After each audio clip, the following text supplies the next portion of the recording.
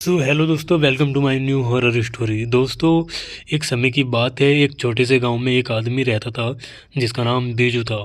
बीजू अकेले ही रहता था और लोग उसे ज़्यादा पसंद नहीं करते थे क्योंकि वह बहुत अजीब और खामोश था। गांव वाले कहते थे कि वह काले जादू में ज़्यादा ही माहिर था, लेकिन बीजू कभी किसी से झगड़ता नहीं था, बस अपने काम से काम रखता था। गांव के किनारे एक पुराना टूटा फूटा कमरा था जिसे लोग भूतिया कमरा कहते थे। कहते हैं कि जो भी वहां रात को गया कभी वापस नहीं लौट के आया। बीजू को अक्सर उस कमरे के पास देखा जाता था, लेकिन कोई उससे पूछने की हिम्मत नहीं करता था कि वहां पर वो क्या करता है। एक रात गांव के कुछ लड़कों ने बीजू का पीछा किया। वे देखना चाहते हैं कि उस कमरे में वो क्यों जाता है। बीजू कमरे के अंदर गया और लड़कों ने खिड़की से झांक कर देखा। अंदर का नज़ारा देखकर उनके होश उड़ गए। कमरे के बीचों बीच एक बड़ा सा लकड़ी का कटघरा बना हुआ और उसके चारों ओर अजीब अजीब तंत्र मंत्र की वस्तुएं रखी थीं।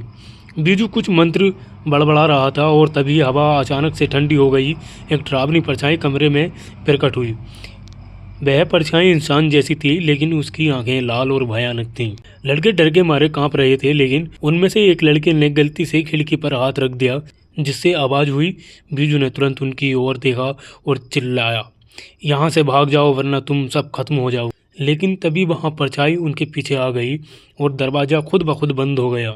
अगले दिन गांव में लड़कों का कहीं कोई पता नहीं चला।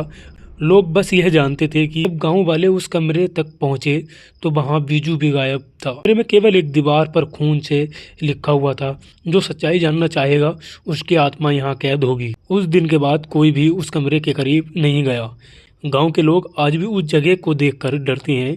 कहते हैं बीजू ने अपनी आत्मा बेच दी थी और अब वहां भी उस कमरे में कैद है।